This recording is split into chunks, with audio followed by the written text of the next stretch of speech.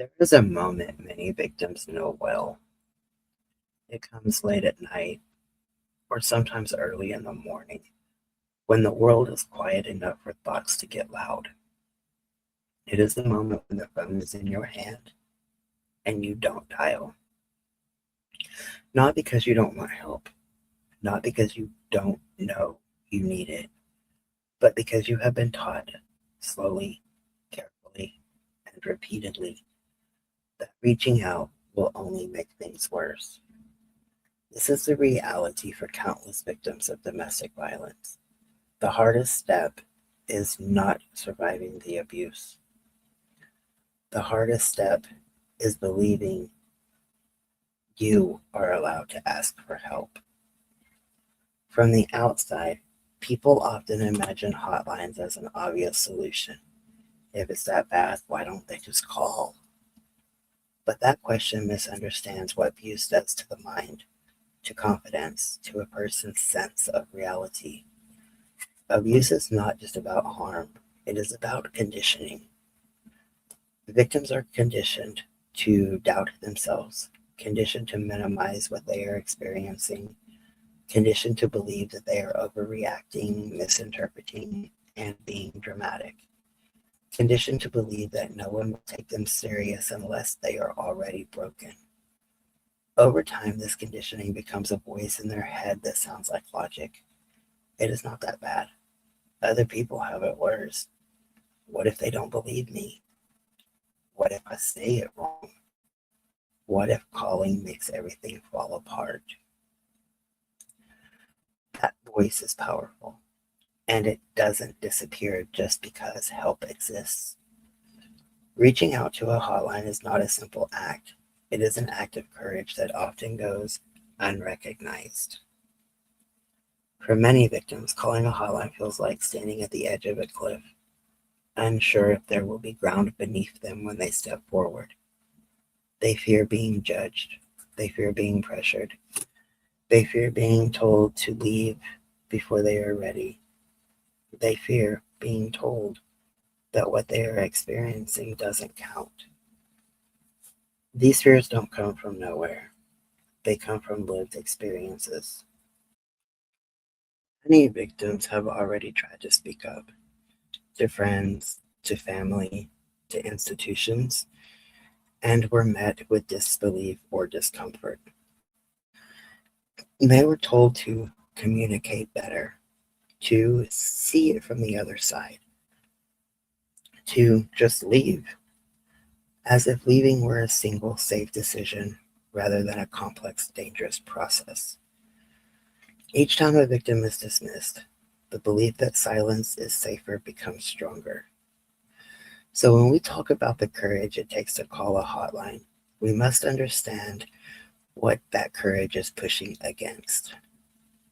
It is pushing against fear, against shame, against years of being told directly or indirectly that their pain is inconvenient. Hotlines exist to counter that narrative. A hotline is not law enforcement. It is not courtroom. It is not a test you have to pass. It is a place where a victim can speak without interruption, without having to justify themselves, without having to prove anything. Hotline advocates are trained to listen, not to control. They do not force decisions. They do not pressure callers to leave. They do not judge timelines, emotions, or choices.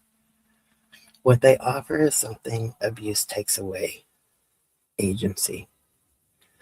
For many victims, calling a hotline is the first time they are asked, "What do you want?"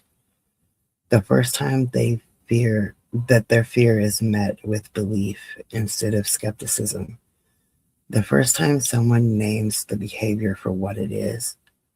That moment, being believed, can be transformative. But getting to that moment requires strength, and that strength often comes from the people around them. Friends and family members play a critical role in whether a victim ever reaches out for help. not by fixing the situation, not by issuing ultimatums, but by becoming a safe place to land. Victims watch how people respond when they share small pieces of the truth. They are listening closely. If the response is discomfort, minimization, or impatience, they learn to stop talking.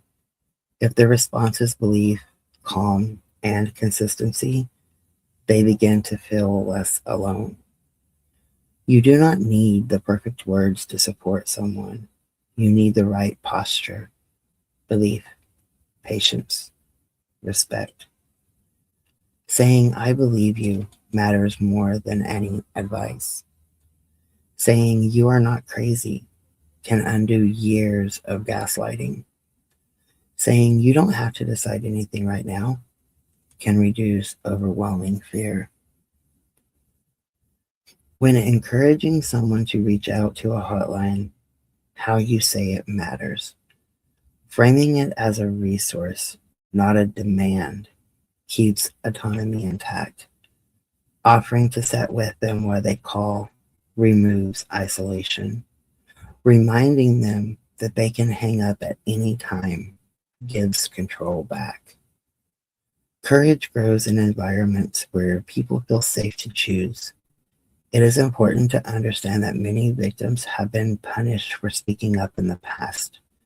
They may fear retaliation, they may fear escalation, they may fear losing housing, finances, or custody.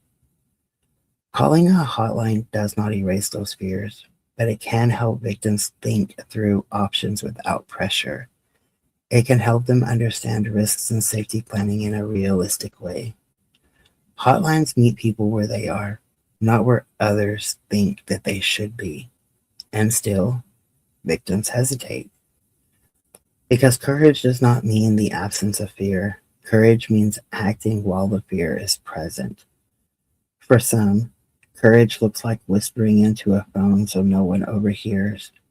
For others, it looks like hanging up 3 times before finally saying on the line. For some, it looks like calling and saying nothing at all, just listening. Every one of those actions counts. We need to stop measuring bravery by outcomes. Bravery is not defined by leaving, reporting, or prosecuting. Bravery is defined by choosing connection over isolation. Reaching out for help does not mean a victim has failed to handle things on their own. It means they recognize that no one should have to. As a society, we must do better at naming this truth. We praise endurance, but rarely support escape. We celebrate resilience, but overlook how much resilience is demanded of victims before we offer help. When we tell victims that calling a hotline is brave, we are not offering empty encouragement. We are acknowledging the very real barriers they must overcome to make that call. And when friends and families reinforce that message consistently, patiently, it changes what feels possible. If you are supporting someone, understand this. Your belief might be the bridge between silence and safety. Your calm response might be the reason that they dialed. Your refusal to judge might be the reason that they stay on the line. And if you are a victim hearing this, know this. You do not have to be certain. You do not have to be ready. You do not have to have the right words. You only have to take one small step towards support. Calling a hotline does not lock you into a path. It opens a door, and you choose how far you walk through it. That choice is yours, and choosing yourself, even quietly, is an act of courage. Not all bravery is loud. Sometimes it sounds like a steady breath. Sometimes it sounds like, I need someone to listen. That is not weakness.